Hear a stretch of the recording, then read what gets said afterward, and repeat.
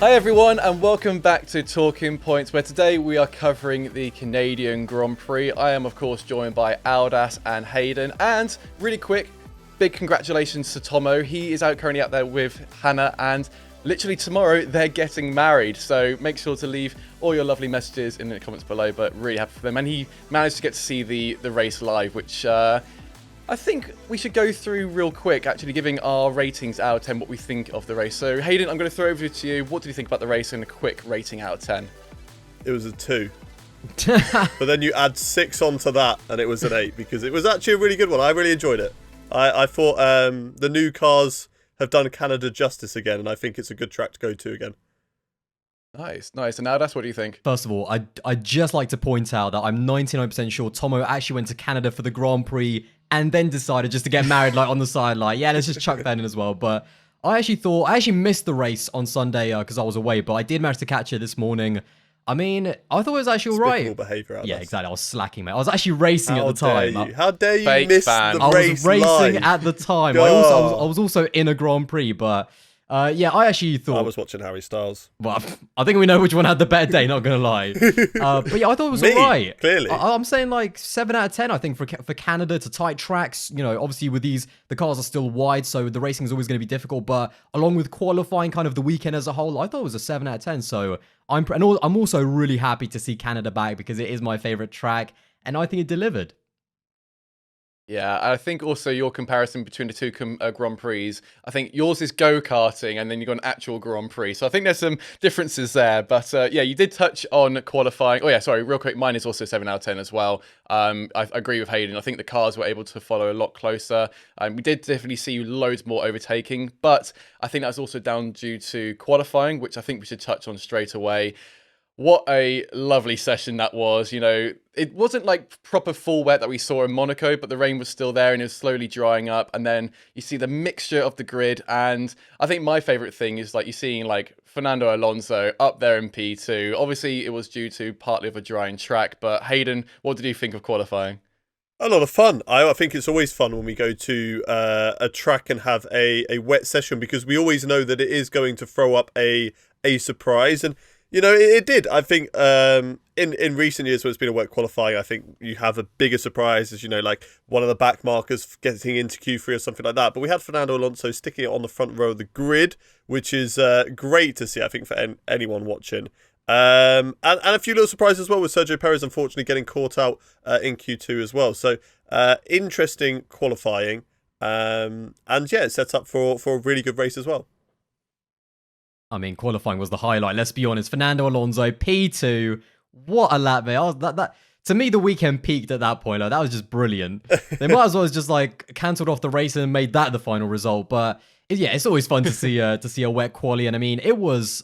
I saw some videos. I think it was on Thursday or Friday. It was properly like flooding in Montreal, so it was nuts. But oh mate, yeah, it was. We also had a bit of a mixed up weekend where Charles Leclerc had an engine penalty as well, so that was going to kind of, you know, obviously put him out of position as well. But yeah, it was quite funny because, again, like, all of the attention was on Fernando Alonso, which I was loving, but Max Verstappen pulled out an absolute masterclass, by the way, in terms of, like, I think he got pole by, like, 6/10 or something, so just ridiculous gap to the rest of the field. He always had it in hand, especially in qualifying. I think he left something on the table a little bit in FP3, because I think we had, like, Vettel and Alonso in 1 and 2, but yeah, it was kind of strange, like, all of the attention on Fernando, but then, you know, Max got the job done, and ultimately, I think, it's between him and Leclerc, obviously, this championship, but he's just so amazing in every single condition. He's undoubtedly one of the best wet weather drivers, and just the pace he had in general over everyone else was, yeah, it was nuts. And you've got to say, a little bit of a missed opportunity by, you know, Carlos Sainz a little bit.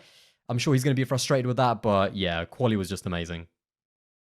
Yeah, and I think also another standout moment as well is for Haas. You know, Haas having their best qualifying so far, I think this well, not just this season, but for quite a while, you know, getting 5th and 6th, a great sort of effort from them. Also, I did quite like it with Alonso. You know, he didn't go straight out in Q3. He was waiting back and sort of saving his tyres a little bit. So then it had to pretty much, when he had that one lap opportunity, then he could just go straight forward. But then it did give us this really randomized grid. You know, you had Charles Leclerc pretty much starting from the back. I think he started more 19th because after sort of having some retirements as well. But let's now get onto the main race. And I think everyone, I was kind of, I don't know, I was kind of expecting that we were going to get a bit of like a pile up towards turn one, because I think the guys have been pretty good up until now, you know, keeping it fairly clean. I was like, okay, by now something's going to happen. But the only small bit of contact we did see was between, I believe it was Magnussen and Hamilton, where Hamilton was having to defend going into the chicane, and there was a little tap there on the front wing, and that sort of brought him in, which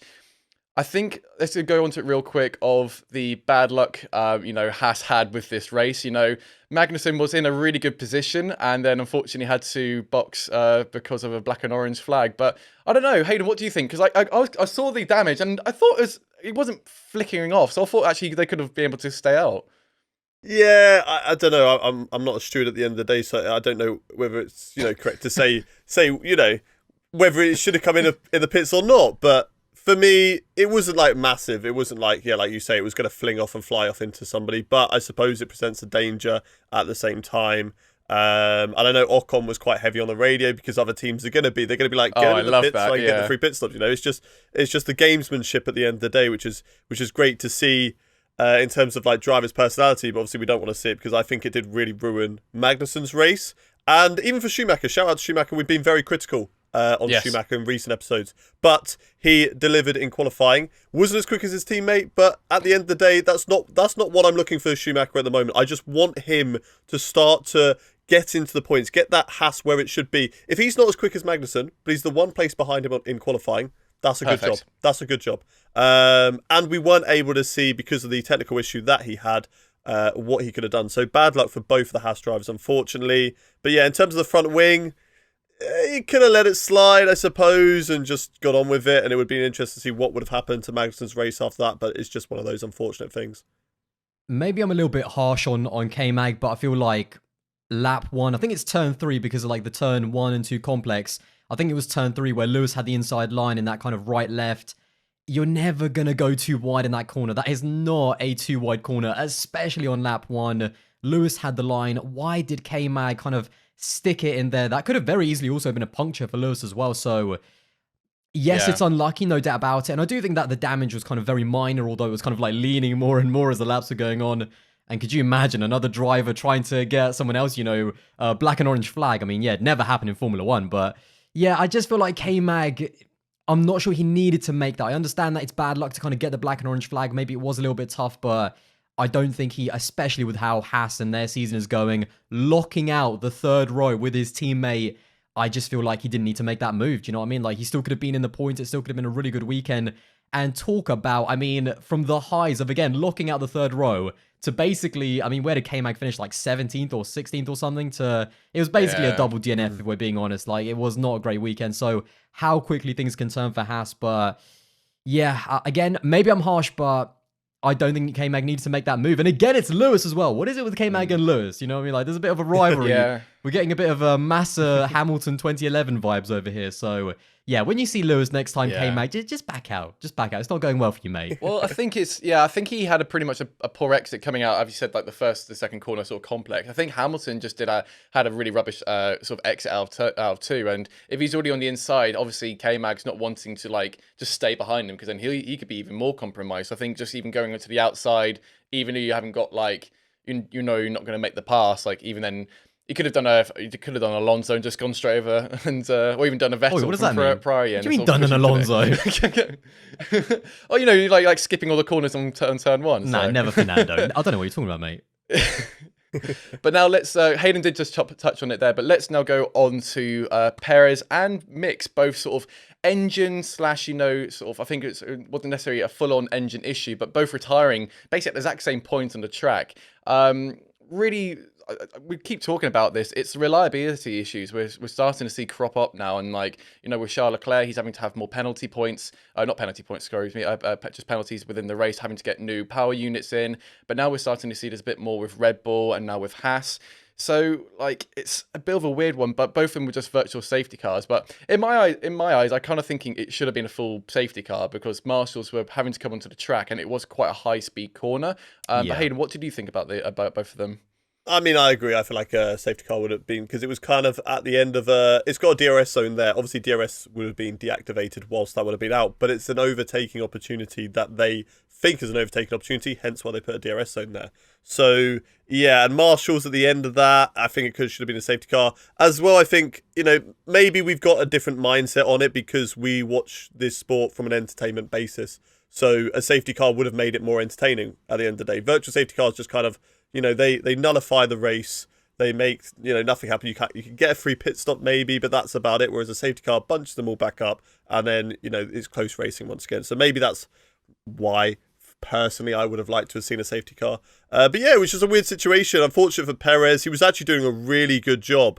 And I honestly think he could have bagged P3 because they had the car there to get up through the field. It's very much like the recent seasons we've seen when Mercedes and Red Bull would have like penalties, they go to the back, but we know by the end of the race they're going to get back into that stage because there's such a big difference between the front runners and the midfield guys. So I feel like Perez could have very easily got back into that third position, especially as he got through the field quite quickly in those early stages, unfortunately retiring on lap 7. Schumacher's one was very strange watching at the time because he'd literally just been overtaken by Zhou, and I thought that he had done it. I thought he crashed again. I thought somehow he'd gone deep, messed up somehow in that runoff area and gone into the wall. And I was just like, how have you done that? And then thankfully it cut to the cameras and it was a technical issue. So obviously all blame's taken off of him and ruined what was such a great race weekend for him. But yeah, just unfortunate for both those guys. Technical issues. We're getting to that sort of stage of the season where how many races in are we now? 7, 8, something like that. 9 races. So 9, even more. So these engines have been running for a while, and Canada I feel like is an engine wearing track. It's a high speed. There's a lot of long flat out areas, so it's going to definitely take the wear on the engine. I definitely think. Yeah, one place. Yeah. Sorry, after you. I was going to say, I definitely think it was very sketchy, actually, when, I think it was especially when Perez kind of retired, or maybe it was Mick, and the marshals actually got onto the track. I was like, I don't know, that's very sketchy under VSC, because again, like, you never know what happens. You got to think of the worst. Like, is there going to be a brake failure? That is right at the end of that straight. So when I did see the marshals there, I was like, oh, that's a bit, And I think they actually got pulled back a little bit over their radios because they kind of came out and then came back, went behind the safety barriers. But in a weird way, it kind of gave us an interesting race, both of these DNFs, because I think obviously the virtual safety cars came out. It gave the teams kind of that strategical kind of choice in terms of what to do, pit early, but then maybe run a little bit longer. I think it did turn. I think the fact that the track was kind of washed away a little bit because of qualifying and there wasn't as much rubber, I think it kind of turned it into a 2-stop, which I think, again, kind of made it a little bit more tricky for the teams in terms of, like, I think Seb wanted to make the 1-stop work. I think he pitted super early on, like, lap 9 or something. Yeah, but he pitted on lap 6, I think, even earlier. Wow. Seb was on lap 20. Oh, yeah, lap 20. Yeah, that sounds right, I think. Car. Yeah, because he would have wanted to make it about 50 laps or so on the second tyres. But yeah, in a weird way, it kind of gave us an interesting race in terms of obviously a change at the front as well. Max wasn't too sure if, pitting him behind Sainz was the right idea, but obviously it can't, kind of worked out in the end. So unfortunate for both Mick Schumacher and Sergio Perez. Again, we talk about these reliability issues, but they're happening early, which I think has been kind of strange in 2022. Don't get me wrong, we expect this sort of thing in the back end of the season when they're properly like running on, some of the auxiliary engines, or maybe even like their 4th or 5th engine if they need to. But all of these reliability issues are happening super early, and they're not, we haven't seen the back end of these at all. We're not even halfway through the season, and you already have the likes of Leclerc. I'm sure Perez very, very soon on their potentially 4th power unit. So yeah, reliability I think is going to be absolutely massive, but at the same time kind of gives opportunity to maybe catch up, especially for drivers like, Leclerc with how far behind he is in the championship.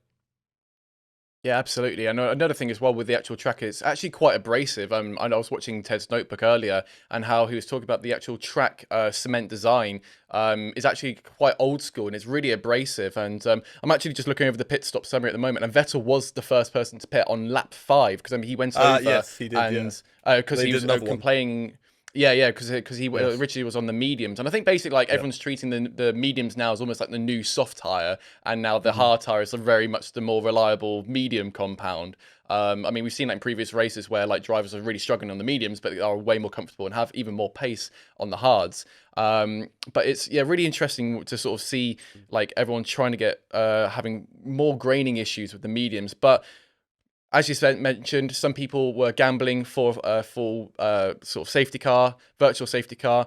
Then this is the sort of the next sort of proper point I want to go across is the teams seem to really struggle at the moment with this race with the pit stops. Like we saw some teams like normally we're looking around about 2 to 3 seconds, but we're looking more like 5 to 6 seconds. And even with McLaren trying to do a double stack and really embarrassing, like absolutely. And like, this wasn't just on one team. You know, we had the issue with like Ferrari where they had to re-jack up the rear again. But Hayden, from your perspective, like, what do you think the teams are doing wrong here? Because it just, from the outset, it actually just looks like they just need to practice more. But clearly they're doing so much that shouldn't be the issue.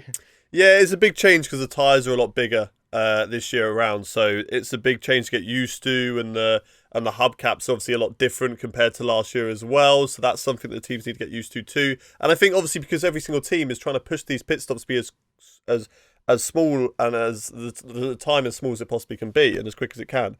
Whereas I think teams like Mercedes, for example, they don't necessarily... I've never really seen Mercedes always be at the top of the quickest pit stops because they never really go for that. It was always used to be like Red Bull, Williams, for example, always just like, we've got the quickest pit stop guys, we're amazing at pit stops. And now a few of those teams, that's where the mistakes are starting to come in because I think they're trying to push it too quickly. Whereas Mercedes are just like, let's just be efficient.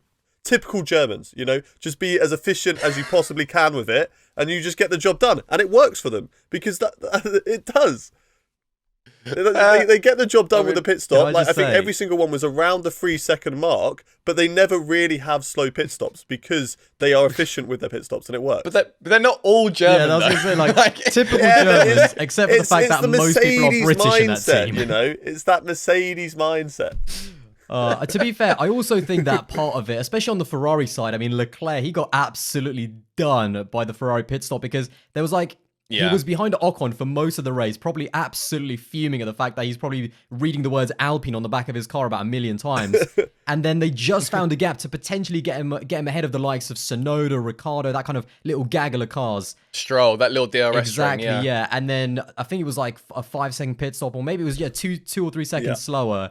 And he comes out like right in the middle of that gaggle. I mean, that must have been absolutely horrible. But I do also think that with the likes of Ferrari, it's just the fact that they're in a championship fight. We're scrutinizing their pit stops even more. They're a little bit more trickier, obviously, with the bigger and heavier tires. And ultimately, they're getting found out because of it. And even when you look at the midfield, there's definitely something in the fact that the tires are bigger. And maybe that's why we're seeing not just longer pit stops, but also a few more mistakes as well. I mean, McLaren take the cake. Oh my god, what happened with that Norris stop? So embarrassing. Just, I mean, they had like the wrong set of tires. Then I think they changed their mind. I mean, ultimately Lando wasn't really fighting for anything because I think he was hampered by a really old engine anyway. But that could have been if that is a points opportunity, if you're fighting for a podium and you need that to go right with both of your cars, yeah, they absolutely bottled it. But again, that's just you got to get it right, and some teams did, and ultimately some teams didn't. But yeah, McLaren definitely take the big L this weekend in terms of their pit crew. Yeah, and like you mentioned before with like Charles Leclerc, having that slight issue, which would have like an extra 2 seconds meant he would have been in front of that DRS train, or at least coming out side by side against Stroll, almost the same position that we saw, when I think it was Lewis Hamilton coming out towards near Max Verstappen a little bit later on in the race. But also the same with like Ricciardo, where his pit stop time, I think it was about 6.5 seconds, I think it was, because for some reason they just couldn't get the car jacked up in time. And then he had the same situation. He was almost at the back of that DRS train, and then after having those couple of seconds, losing the toe, and then he's kind of then stuck back in 12th. And yeah, just for Norris, I kind of feel like Norris went on to was originally I think started on the mediums or even started on hard, but he went on to the mediums, and I don't think that was the tyre choice they wanted, but because they weren't ready, they just kind of grabbed whatever was nearest to them, was the wrong set, and then had to go swap over again. I feel like it's very weird. They grabbed the one tyre that was, they only grabbed the one and put on the front left, it looked like. I mean, I've only seen the onboards. Do you reckon they just like somehow picked up Ricciardo's tyres that he'd just been on, just be like pop those on, like, that we did. That's the issue with my head. Could have potentially seen like another recap of Mercedes like they had with tyres there. Yeah, no, it did give me proper Russell, Russell's first at Sakir sort of vibes with Mercedes, of just not having the right tyres, but then putting on the wrong tyres and then kind of like figuring out, because I think, he came in, his front right just wasn't there, and then everyone's kind of looking like, where is it? But obviously, it was quite a last minute call with the safety car. But one thing, Aldas, I wanted to quickly mention, and get your thoughts on, is that Alonso's strategy, like staying out on the mediums for like 29 laps. I'm not too sure really what Alpine were trying to do there. I think they were hoping for a safety car, but a lot earlier. But what's your thoughts on it, mate? They bottled it. Terrible strategy. I honestly, again, I was watching the race this morning. Like, I was watching it again, and I don't quite understand what was going on because he definitely had power unit issues. I mean, there was definitely clipping by the end of the straight, and he wasn't able to kind of like deploy all of that electrical energy by the end of the straight. But even at the beginning of the race where he did have the pace, I mean, he was fighting with Lewis. There's no doubt about that. He was fighting for the podium. You know, maybe Lewis just had the pace. The Mercedes definitely kind of came into its own in the race, but I feel like Alpine were always a step behind, and I was watching the gap between kind of Fernando and Ocon did a great job. Like, they got the strategy right on his side, but they didn't pit at the right time. They kind of went for a kind of in-between strategy where they didn't pit him early. They didn't pit him when they could have under the virtual safety car, but they also didn't wait long enough for the last safety car because they didn't know when it was going to be. So they kind of just pitted him when his tires were off, and by then, they were kind of behind the ball at that point. And when he came out behind Ocon, I mean, it's a weird one because for the team, they kind of did the right thing in terms of like that's the right result and they kind of maximized, I suppose, what they could have had. But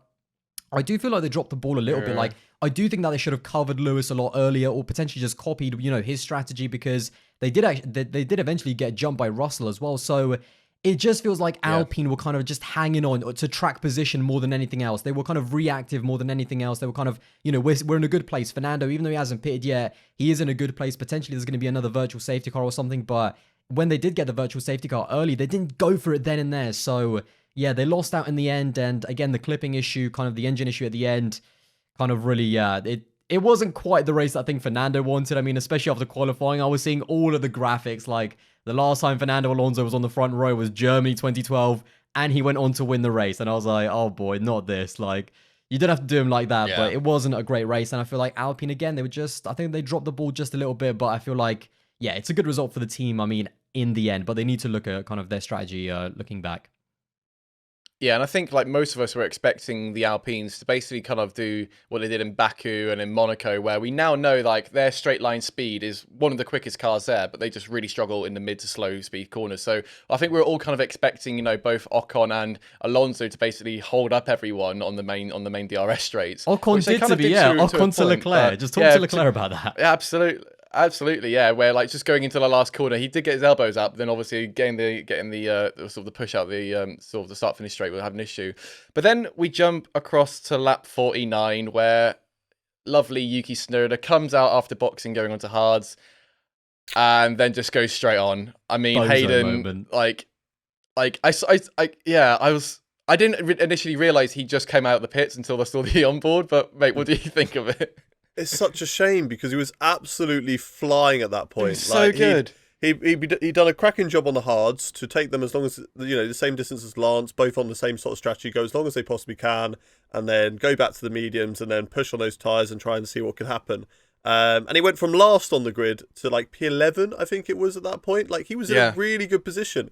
Comes into the pits and it was just such a strange incident. I think mainly it was down to cold tyres. You know, we're seeing it a lot with this new regulation because they don't have the tyre blankets, so the tyres are a lot colder than they were in previous seasons. So you're coming out and you've got to be careful. We saw it when Max and Lewis went side by side. You know, in that scenario this season, you would expect Max to go right around the outside and just drive past Lewis, but because he's on the cold tyres, he can't do that. He has to get those tyres up to temperature, and Lewis is going to get the better of him. And because Yuki, I think, just maybe, you know, turned a bit too much or just carried a bit too much speed, it just didn't turn in. It just looked like he was driving in the wet on dries. It was very, very strange incident, and just really unfortunate for it to happen, and just kind of ruins what was such a good race. I'm kind of conflicted on it, to be honest, because on one hand, for sure, it was his mistake, no doubt about it. You can see visually, I think Ricciardo was the driver who pitted just in front of him. And even visually from that kind of like really above shot on the crane, you can see the speed difference for sure. Yuki just went in a little bit too hot, no doubt about it. Locked up. And again, cold tires, there was nothing he could do after that. And you could see the speed difference in terms of how much slower Ricciardo was going into turn one. But there was also a bit, actually, there was a moment after the race in the cool-down room where both Carlos Sainz and also Max Verstappen actually were talking about it in terms of like, apparently there's like a little bump there, and apparently like the grip is really bad out there, and they kind of oh, I think they said something like, oh yeah, I can't believe it got caught out or something like that. So there was something about that pit exit that was a little bit tricky. Again, because of the wet qualifying, that means there wasn't as much rubber that was laid down. Most of it was washed away. So you've got to take that into account. I understand all those factors, even though there was a bit of a bump, and apparently Sainz almost got caught out by it, but yeah, it was not good from Yuki. Let's forget about this one, because 2022 has been such a, it's been nothing but good. A few bad races there and there. He's definitely improved a lot. This is a Yuki 2021 moment, between Bahrain and Abu Dhabi, somewhere there. But yeah, the quicker we move on from this one, the better, because even when you look back, again, the pace was really good. He started last because of the engine penalty. He was the guy behind Leclerc, but, Leclerc set a quicker time in quali just to qualify 19th. But again, it was still a good race. The pace was very good. So yeah, you want to take the positives away from the weekend, but yeah, that was an L. That was a bozo moment by Yuki Tsunoda. Let's move on. Never talk about it again. Yuki all the way, mate. Yeah, and I think it could have even been a thing of where, there was obviously, I think there was cars just going around that first and second corner, and it could have just been a quick thing of right, I want to try and get ahead, and sort of being a bit hot-headed with it, basically, rather than being a bit more tentative. But then we come on to the closing stages of that. After the safety car comes out, Sainz was in a great position to jump straight into the pits, go onto a brand new fresh set of tyres, and then it's basically a showdown of who's going to win it. Is it going to be Verstappen with older tyres or Sainz with new hard tyres? And in the last few laps, every now and then we were thinking, oh, he's in within 0.6. Oh, he's in within 0.6. But it didn't get any more than that. And I want to get your thoughts on this about because I feel like at the beginning of the season, I was overly harsh on Sainz because, he kept going into the gravel trap. It became sort of a bit of a running joke. And this was the one where he did need to really sort of show his drivability. But part of me still feels like if it was Leclerc in that position rather than Sainz, I kind of feel like Leclerc would have got it. I don't know what you think, Hayden, but I feel like if it was the swapped around, I think Leclerc would have got it. But I don't know. What do you think? I think the Red Bull was just too quick this weekend. I think the Red Bull was the much better car completely this weekend. Verstappen's pace in qualifying, don't get me wrong, not to take anything away from Verstappen, he was unreal this weekend as well. Mm-hmm. And I think he just had it covered. Oh, yeah, totally, he knew the exact gap that he needed every single time to Sainz down that straight to make sure that Sainz didn't have a chance to go side by side. And I think he was just managing that perfectly. He allowed Sainz to get just within maybe about 0.6 of a second, but knew that he was never going to get a chance to go wheel to wheel with him down at the end of that straight. So perfectly managed by Max Verstappen. And I think even if Leclerc was in that same scenario, it would have been exactly the same, because I just feel like the Red Bull was just a lot quicker.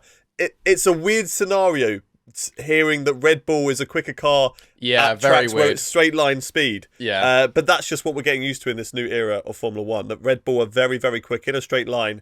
And they've just got the upper hand in those situations. I mean, when it comes to Leclerc, I think we all know he either would have overtook him or binned it into the wall of champions. I mean, that's just Charles Leclerc, No, I'm joking. I think Charles actually, I'll slightly disagree. I think the Ferrari definitely had the pace this weekend to win it. There's no doubt in my mind that I think if Leclerc was put in that position in terms of qualifying in the rain, potentially in the race as well, alongside Max Verstappen on that front row, I think Leclerc, Sainz, he's still building confidence. He's kind of getting into the season, picking up these second places. It's good for him, but Leclerc's on another planet at the moment compared to Sainz, and I feel like that car was quick enough. What really, and ultimately we're never going to know, obviously. Leclerc wasn't there, so, Silverstone will be his chance to bounce back, but ultimately what really did it for Max and why I don't think he was ever worried is that, especially off the hairpin in slow speed corners, the Ferrari just did not have the traction. We saw it with Charles when he was chasing Esteban Ocon. Yes, he was on older tyres, but even then he was complaining about, not getting that initial grunt, especially off the hairpin. And we also saw it with Carlos Sainz a little bit as well. He just was never close enough. And also, I think it was Max, right after the race, he was saying it to Carlos as well. He had the deployment game, he knew exactly what he was doing in terms of, he was deploying his energy at the right time. Carlos could only attack really 2 or 3 laps, once in 2 or 3 laps because he was harvesting a lot of the time. And Max always knew when to deploy the energy. He always knew that Carlos was never really going to dive it down the inside. So I think Max had it covered. But in a weird way, I think it's good for both drivers. Max did not crumble under the pressure. And at least Carlos Sainz was able to keep up with Max, because we've seen a lot of races this season. He's been getting left, especially by his teammate and Max. So in a weird way, I think it's a positive for both drivers. But I'd love to see what would have happened if it was Leclerc alongside Max on that front row and potentially fighting for the win. Yeah, absolutely. And I think like on the last few laps, we saw Sainz, was trying a little bit harder than he should have. I think it's on the second to last corner. I think he just outbrakes himself because then Max was able to like get out basically of the DRS zone. But both of them were pulling away from like Hamilton behind. I think there was like a 7 or 8 second gap from them behind, so they were pushing way more forward than that. But as you said, yeah, Max Verstappen crossed the line. He won in Canada. But just before we go on to the head-to-heads, there was something post-race which I don't want to shit on because I know Alice is a favourite driver. But should we just skip it? Alonso getting demoted from P7 to P9 for weaving in front of Valtteri Bottas. Now I don't know if you guys have seen the onboard, but when I watched Alonso's onboard, I was like, oh, that's not too bad. But then when I watched Bottas's one, that is a bit. I was very much like, yeah, no, that's slam dunk. But I don't know, Adas, have you seen the onboard yet, or are you just not even believing it's out there? Yes, that is. I have seen the onboard. It is the equivalent of getting caught with a gun in your hand over a dead body. I mean, let's be honest. He's weaving one way and the other. It's, again, he's got that clipping. It's the final lap as well. I think Bottas had a great run on him. And but he was absolutely just, bang to rights. Fernando definitely deserved the penalty, no doubt. I don't think it was. I really wish I would have been able to hear kind of his excuse and like his rebuttal in the FIA room. Like, tell me why this is legit, Fernando. But it does take the shine a little bit of what I think was still actually a really good race by him.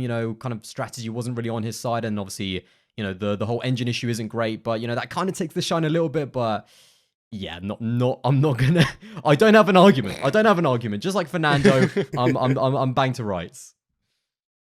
It reminds me of Hayden when we go karting. Just not letting anyone pass, but that's karting, not racing. So you gotta get past me. Exactly that. It's up to you. There you go. If not, you rear end it. So. Right then, let's get on to the head-to-heads. This is obviously where we go through each of the teams and choose who is the best driver from each. So let's start, I think, at the very top of the table. Let's just go straight to Red Bull. I think for me, it's got to go to Verstappen. I think Sergio had some promise, but obviously just due to the retirement, we wasn't really able to show. But Hayden, yeah, who's your driver today? Yeah, it's Verstappen. I mean, there's not a lot really to compare in the race, and it all comes down to qualifying, and Perez at the end of the day was the one who binned it, so you can't put Perez anywhere near Verstappen this weekend, unfortunately. I think he had a really good opening 7 laps, in all fairness, in the race and things. Like I said, I think he could have had P3, but it's clear as day, Verstappen was unreal this weekend. Yeah, this was actually a bit of an off weekend by Sergio in terms of pace-wise as well. I know they were talking in Friday practice about he was going, with a different setup. He's going to get it right by the end, by qualifying. He never did. He never had the pace, especially in the wet. He made the mistake, and ultimately, obviously, he did get massively unlucky in the race with the reliability issue. But yeah, an off weekend for Sergio, especially in terms of pace. And got to go with Max. I mean, it was basically flawless by Max.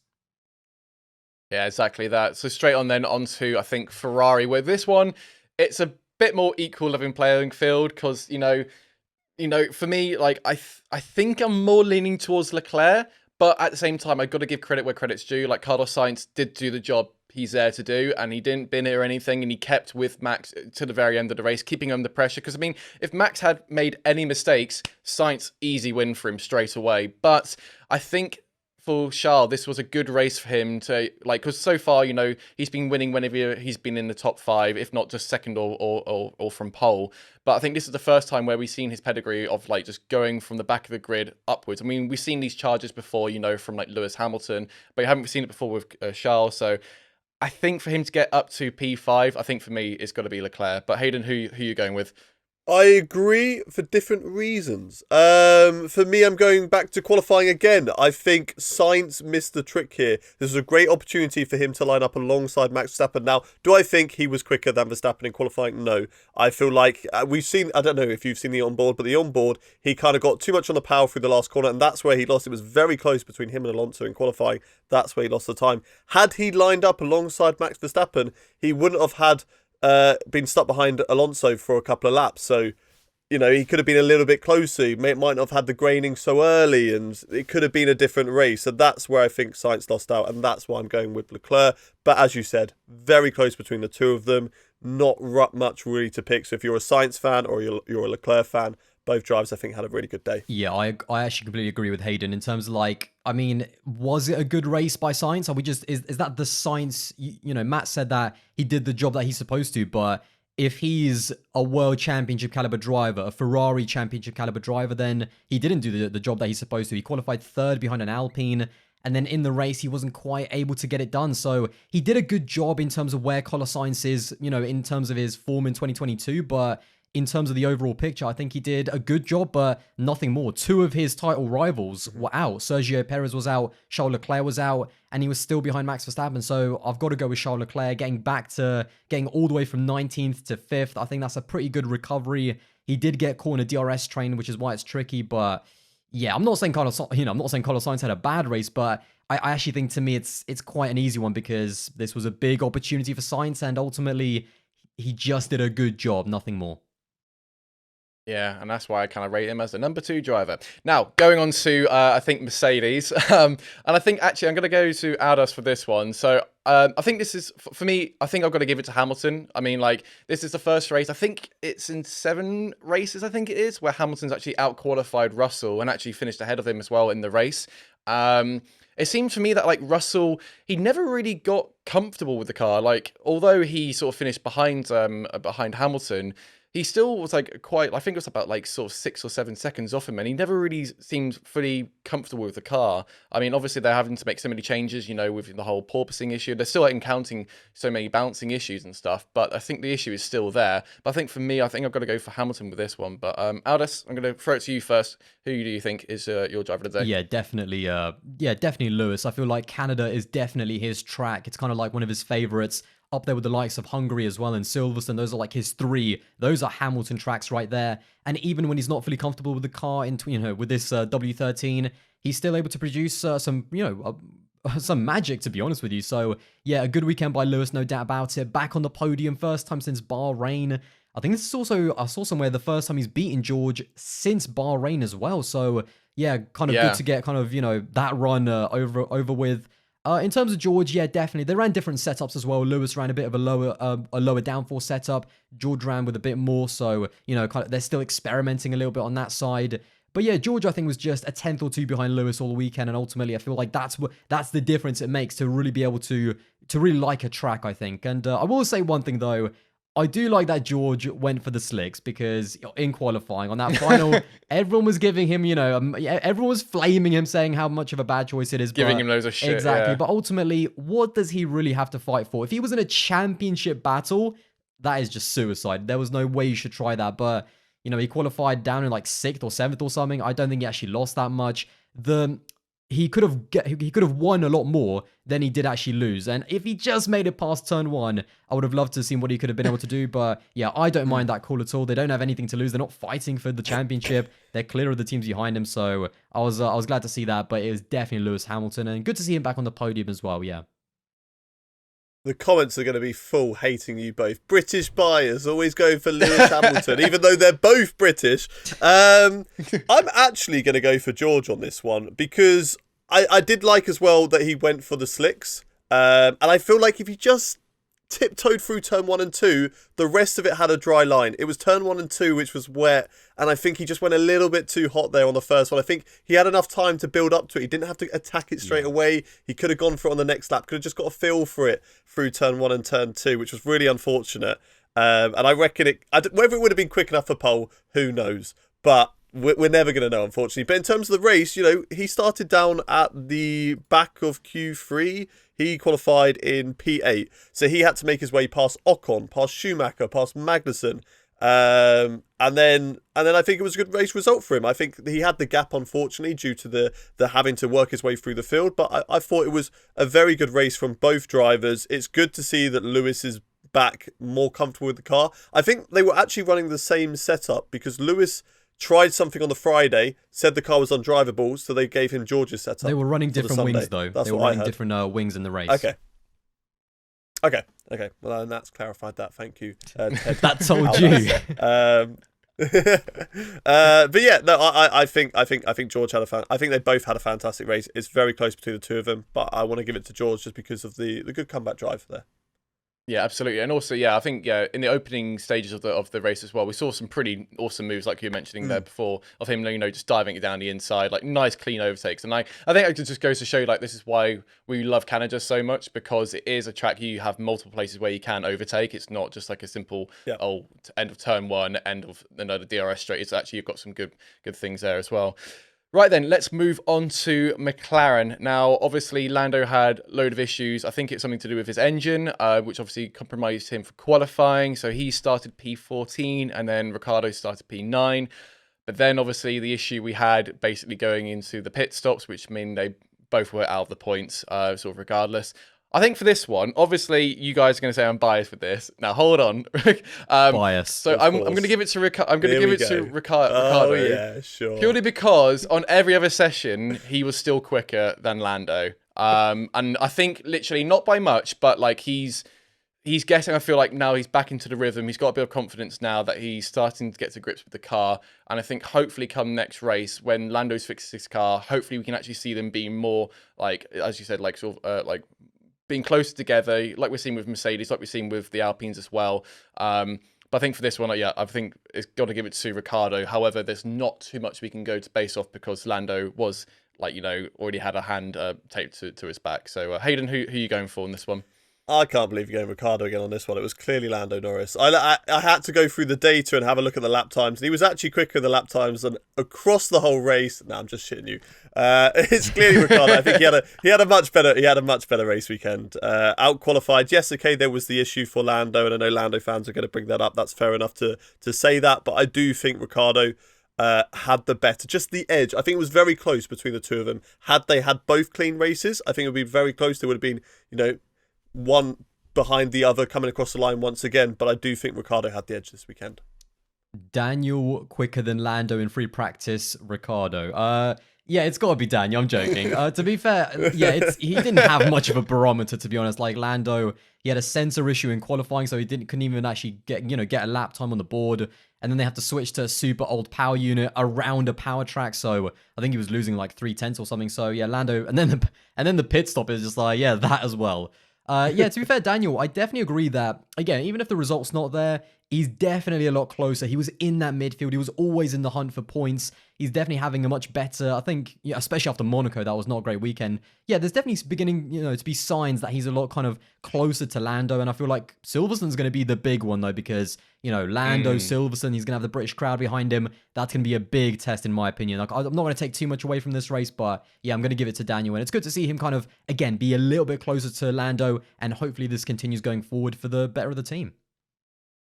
Yeah, I agree. I think it would be really interesting to see. Hopefully his engine does get fixed. Obviously, he had to go back to an older power unit, which meant he was a bit slower by like a tenth or so sort of throughout the race. I mean, also to be fair to him, like I would love to have seen what would have happened like if he didn't have a slow pit stop and actually was able to push through for both of the drivers. But I think Silverstone will be a really interesting one because I would say is a track that would suit Ricciardo more. It's quite a traditional circuit, high speeds into slow speeds, and that's how.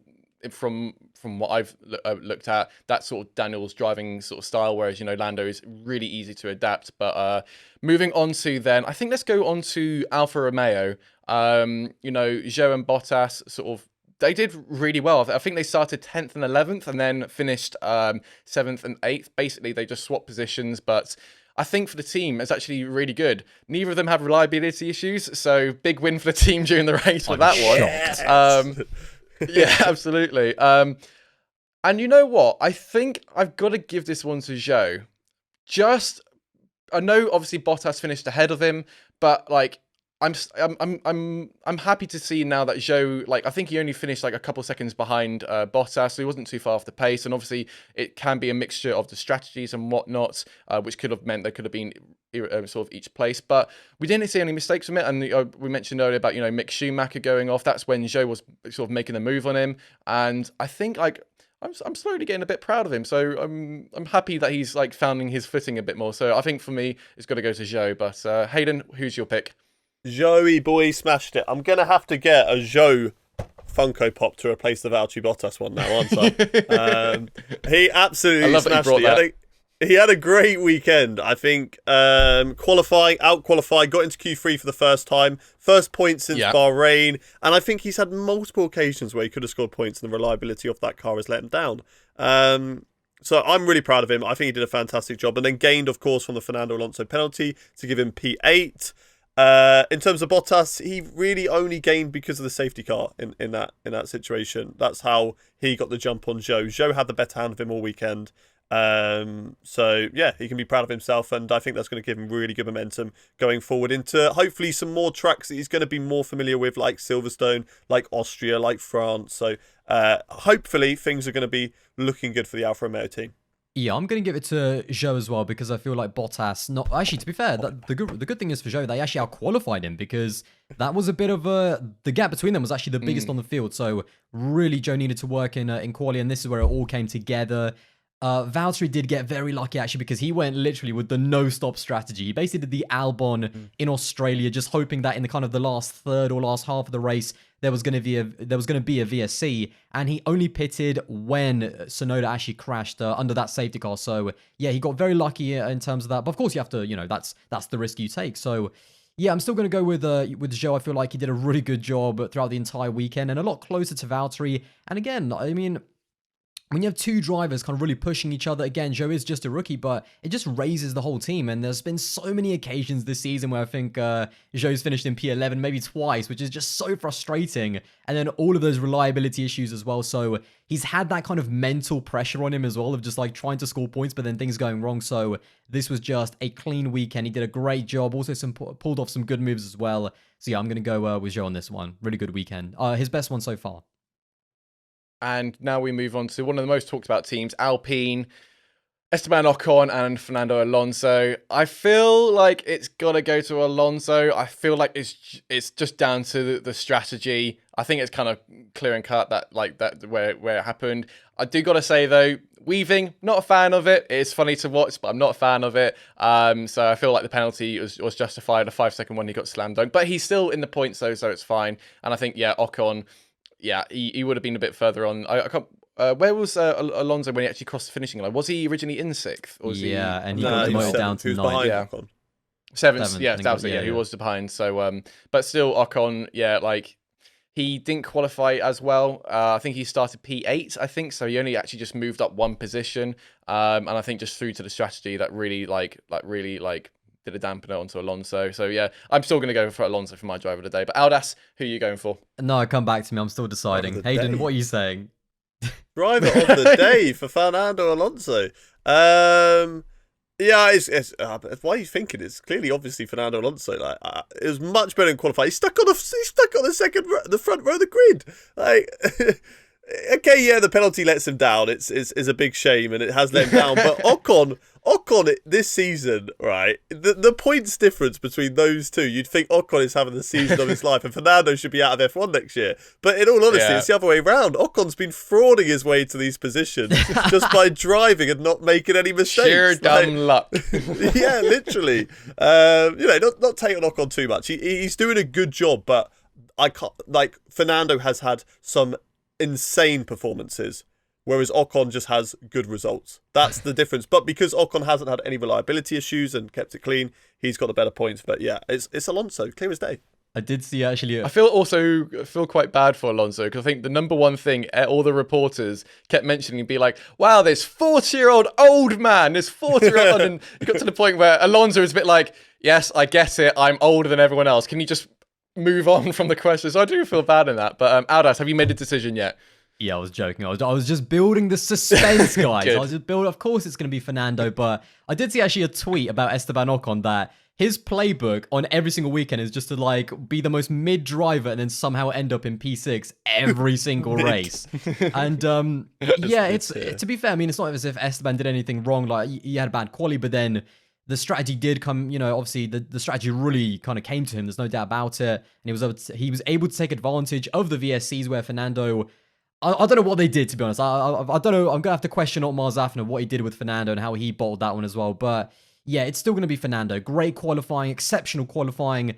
The weaving does take away from it. And he just has these bozo moments. And it's just like, if you lose one position, of course it's bad. If you lose, if Valtteri overtakes you on the final lap, you're still P8 or something, but yeah, he just has these moments, unfortunately. But the engine, again, if he doesn't have the engine clipping, if he doesn't even have the engine issue, we're not even talking about this. So yeah, I am going to go with Fernando, but I mean, classic 2022. He has the weekend of his life, and there's more reliability issues, and Ocon still finishes ahead of him. Brilliant. Right then, let's move on to AlphaTauri. A bit of a hard one because like Gasly, I feel really bad for Gasly because it was in qualifying. I think at one point in he was I think it was in Q2. He was or Q1 even. But at one point he was basically at P2, and then within like 4 seconds he then dropped down to P15. So I was like, oh, he's showing some form again. And like, nope, it's just a drying track. It was really painful. And then obviously Yuki sort of retiring out.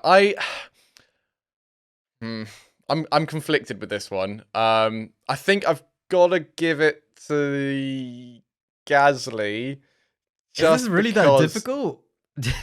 One driver binned it coming out of the pits. Like, I mean, I love Yuki, but like, this was not a good look. Yeah, but then also for Gasly, he only made up one spot, and we had 2 other people retire, and it's like, oh, okay, so natural in terms of if they hadn't, he's actually lost a spot. So he would have been P16, which is actually even worse. So, like, yeah, obviously, we've got to give it to Gasly. He didn't bin it, but that's pretty much it. Pretty poor one. And we're starting to see this pattern now with Gasly. Like, this has been the season for Yuki, and it's not been for Gasly. And this was literally the roles reversed last season for the guys. And I don't know, Hayden, what do you think? Because I think, yeah, Gasly is starting to struggle now. I don't want to give it to Gasly, but I am. I'm pretty sure there was reports of Gasly having issues with his car. I don't know the exact issue, but I'm pretty sure there was reports in both qualifying and in the race. Definitely the race, I heard it. Okay. So that's why he just kind of had a bit of a nothing race. This is like you say, it's easy. Like, yeah, okay, Yuki did put it in the wall, but he was actually having a really good drive up until that point. Really good race. So it's kind of like it's more like neither of them gets it, because Gasly just had a nothing race, isn't it? And then Yuki had such a good race, but then binned it, so like he takes it away, and it's just like, do you know what, both of you should have even been there. No, yeah, it's as you said, you don't really want to give it to either of them. Like it's a hard one. I'll give it to Gasly. Right, with this clarity, who you got? I'll give it to Pierre Gasly. As much as I'd love to give it to Yuki, he had the pace. He binned it, and it was his fault. And as much as, one driver, even off the back of not, causing damage in a cost cap era, that is now my differentiator. Like, even if you're quicker, binning it out of the pits, that isn't a good look. But again, we move on. Yuki's going to beat Gasly, no doubt about it. I've got him all the way. But yeah, this was not that was not a good look. And I feel like Pierre, he definitely had some kind of issues. I definitely heard that as well. I'm going to have to read in terms of what they were, but yeah, it's a bit of a nothing weekend, but I am going to give it to Pierre Gasly. Also, apparently confirmed for 2023 by Franz Tost. So yeah, but he was wearing a Ferrari hat. That was hilarious. Story, just wait. Tasty. I don't want to be the Red Bull and we're here just eating it all up. Oh, I love it. It's so good. Someone from Red Bull is going to come to him, by the way, about that. Like, I would not want to be in that conversation. Oh, and mate, just turn around and go, fuck you. Although Leclerc was the snake because he put it on his IG story. I mean, when your friend does that, what a snake. Yeah, I saw that. I don't think either of them care. They got enough money that they're happy for the rest of their life. They're absolutely good. So, right, let's go on to Haas before we go on to Aston. Let's go on to Haas. I think I'm going to give this one to Mick purely because I think he qualified really well. Obviously, he didn't out-qualify his teammates. However, it wasn't his fault of the race of his engine sort of just going tits up. And Mick, he, as Aldous mentioned at the sort of beginning, he didn't need to go for that overtake and did cause the damage, which basically then ended his race. This could be the turning point for Mick. Maybe he's seen enough of our videos to be like, all right, now's the time I need to start performing really well. Your rant from the last podcast. He's a regular. Yeah. Mick, thank you so much for joining us, Mick. Great to have you on. But yeah, I think I've got to give this one to Mick. He showed good. He's just a good driving standard he needed to do. It's a shame that the engine just sort of went away from him. It would have been interesting to see where both the Haases would have gone if they didn't have the engine reliability issue and the damaged front wing. Because I reckon they would have been able to have a good top 10, maybe even top 8 to be fair. But Hayden, what do you think? don't back down from your pedestal last week when you were giving it all this. Oh, right? no. And then, no. a little bit of comments, and you're like, oh, no, yeah, he's actually done a really good job. No. Through and through, I still don't think Mick Schumacher should be in F1 next season. I'm not going back on that. I think he should be out completely. But I think in this race, driver of the day. Driver of the day! No, fuck that! Jesus Christ, mate. You really have changed, haven't you? I've done it again! Driver of the day between them two. It's Magnussen, clear as day. Magnussen out-qualified him by about 3 tenths. I'm looking at it right now. 4 tenths. Out-qualified him by 3-4 tenths in qualifying. And then also had a damaged front wing and was not losing positions. Mick Schumacher was dropping through the field before he had his incident. I don't think he still would have scored points. I still think, had the race continued and had he not had that engine failure, he wouldn't have scored points, or he would have just finished in P10. Which, when your teammate was, Magnussen was quite comfortable before he got that black and orange flag. In all fairness, I thought it was harsh on him because it didn't look like he was suffering and holding people up, and it was dangerous in that scenario. I thought he was still holding his own. And that's the difference. That's what we talk about, the difference between the two drivers. It's not a case of Mick doing a bad job necessarily, but it's the difference between the two teammates that is showing you that you are on the fraud watch at the moment.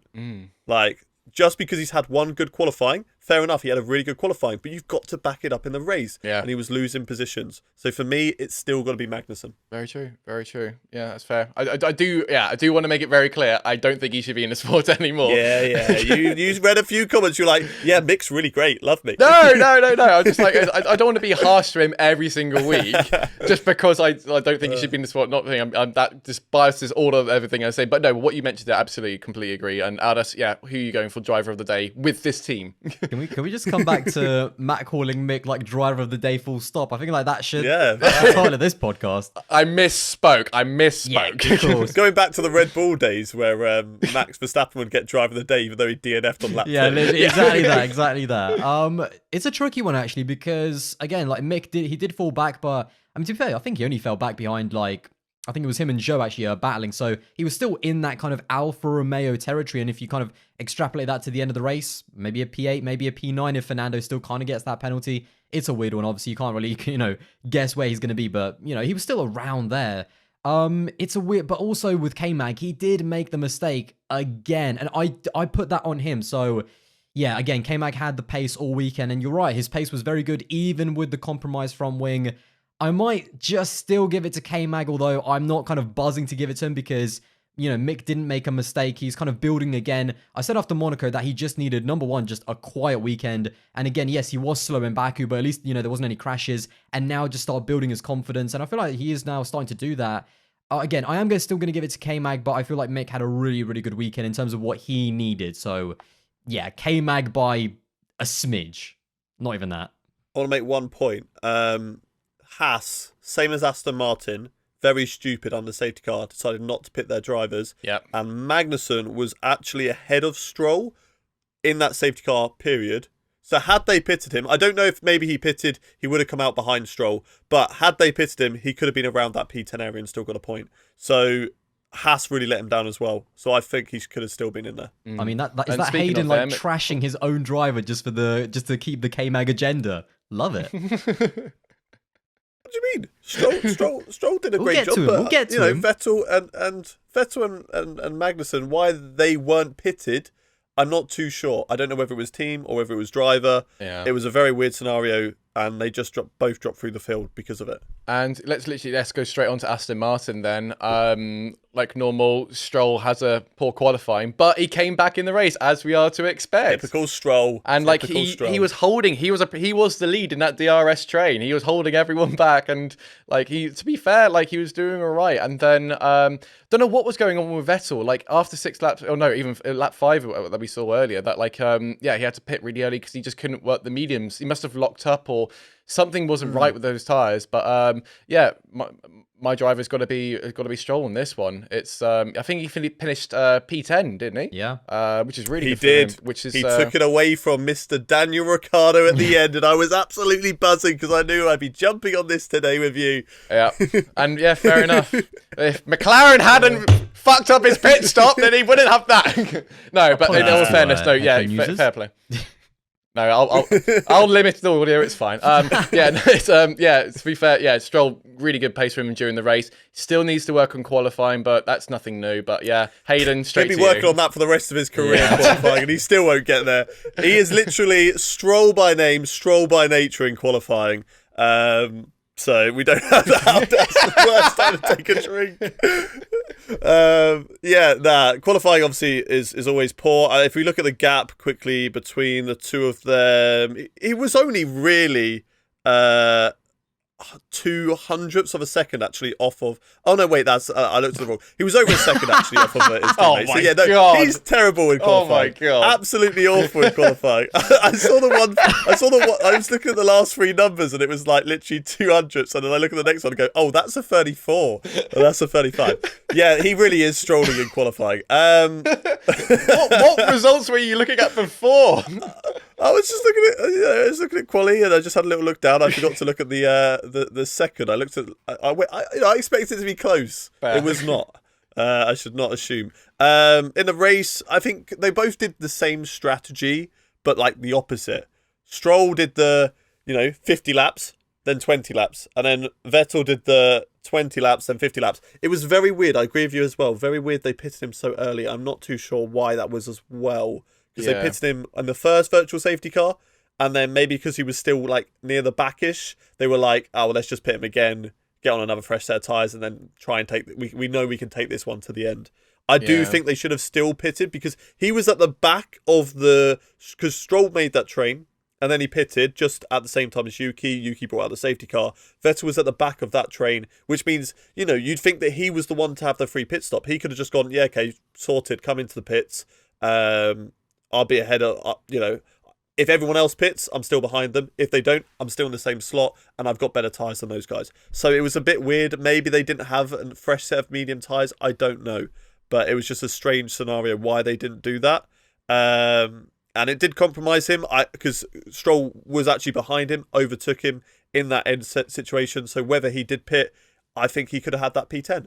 I'm going to go with Stroll because he's my boy. I'm going to back him. But it could have gone either way, in all honesty.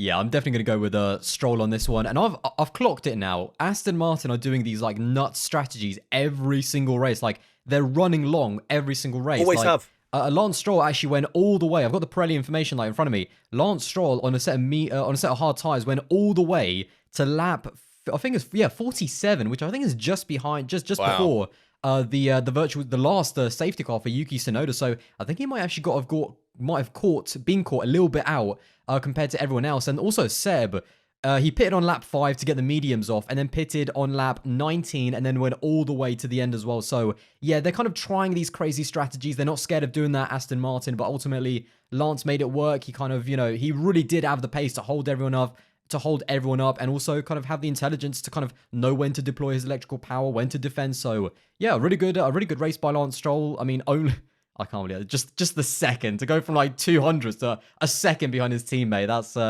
that's the new stuff that Lance Stroll can do. But yeah, again, he did the bits in the race. He did it in front of his home crowd, and good to get some momentum because I've been very critical of Lance in the past few podcasts. But again, he did the business in front of the home crowd.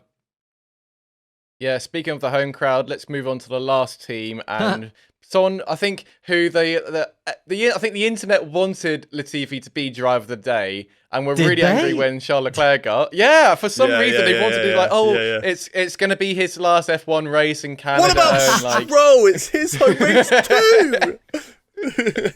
Next year, everyone watching next year, vote Lance Stroll for Canadian Driver of the Day. Remember it, okay? Well, I think the difference there, though, is that your driver is definitely going to be racing in Canada next year, whereas Latifi definitely won't be. Let's quickly, just before we wrap things up, let's quickly talk about Williams. Latifi, again, proving why he shouldn't be in the sport. He wasn't last, though. He wasn't last. Yeah, because the other two... last? Yeah, well... That's because, two people have retired and someone had a broken front wing. Like, come on. Really good for Albon. I know he just missed out. I think he was in P12, he qualified, and I think finished 13th.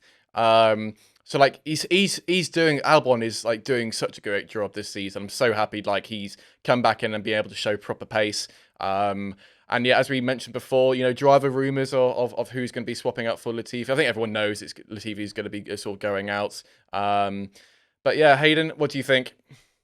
Yeah, it's Albon. He was actually getting really racy in that midfield pack. Yeah. I remember he was having a battle with Bottas and then got overtaken by Leclerc once Bottas sort of compromised him on his exit through the chicane. So he was having a good race and he was getting in the mix, which I don't think Nicholas Latifi can ever say that he's done in his career in F1, is get in the mix with other drivers. So yeah, he's done a fantastic job, and yeah, I think we all agree that it's a Renault versus Mercedes shootout for who gets that other Williams seat next season, which is obviously sad for Nicholas Latifi because he's a great guy. He's a really fun person to have in the paddock, but you need that skill to back it up, unfortunately. And he could be a great sports car driver. He could be great in Formula E, but in Formula One, he's just not cut it. Oh mate, no, he's definitely not going to Formula E. Yeah, Don't ruin the sport like that. Yeah, don't do Formula E like that. Formula E's already ruined, mate.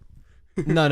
Yeah, no, it's because we got Giovinazzi now. It's like I will also say Latifi does also get points docked off because he did run over one of those groundhogs as well, and that's not cool, bro. Yeah, that broke my heart. That really broke my heart because he sounded so upset on the radio afterwards. Imagine being murdered by the slowest guy on the grid as well. Like I'm surprised he even picked up the pace to run it down. Yeah, that's a bad. Oh god, there's even a photo of a photographer of it just before it happens, and you see it running. I feel so bad for it, and because I know I think it was Grosjean who had the same sort of thing a couple of years back as well, back in 2019 I think it was, and it's always so sad to see. And surely it's been enough of an issue now that they can just put grates or something over, basically because they're climbing through the holes in the concrete barriers where they put the forklift forklift forks into. Surely it's enough of an issue now. They need to put some metal, quick metal across it so they're not getting through. Because it sounds such a ridiculous thing, but it's happened so much now. And even during, I think it's qualifying, wasn't it, where we saw one go between one of the Ferraris and the Alpines, and luckily got through. But it needs to stop. We need to save these Maybe they're trying lives. to take Nicholas Latifi's seat for next season. Maybe that's what I also love the way now it's just like an open paddock. It's like an open paddock secret that he's losing his seat to Piastri. It's just yeah. Well, I hope you enjoyed that Canadian Grand Prix because you're never coming back again. By the way, I'll also go with Albon in case you want to know. Yeah, I think I think it's pretty clear, and obviously the team aren't going to announce it at his home race. That would be that'd have been jokes. Imagine that'd be such wow. It's such the most kick in the shins type of thing. But it won't be announced till the end of the season. I don't think. God, I think it'll be one of those things. That'd be amazing. It will be. Yeah, I really hope it's literally. It's just going to be contract negotiations really between Renault and Williams, but I'm sure we'll talk about that in a future podcast. Absolutely. But there we go. That's the end of the podcast of the Canadian Grand Prix roundup. Please let us know in the comments below, where do you rate the drivers in your own head-to-heads? And two quick things as well, just as a reminder, we are on a brand new Spotify / Apple Podcast sort of platform. So make sure to click the links in the description. Make sure you're following it and rate us 5 stars. And other announcements. Us three, we're going to be at Goodwood, Festival of Speed. We're going to be there on Sunday. We are going to be recording our podcast there live. We're not too sure where we're going to go yet because we heard apparently it's going to be really raining. But we're also going to have our friend Dirk Chocolate on as a guest as well. So if you come see us, we're going to be there on Sunday. Might be there on Friday and Saturday. But if you want to come see all of us together, we will be there. We'll let you know on our social medias and everything. But that's it for now. Thanks very much for watching, and we'll see you guys next time. Bye. Goodbye, everybody.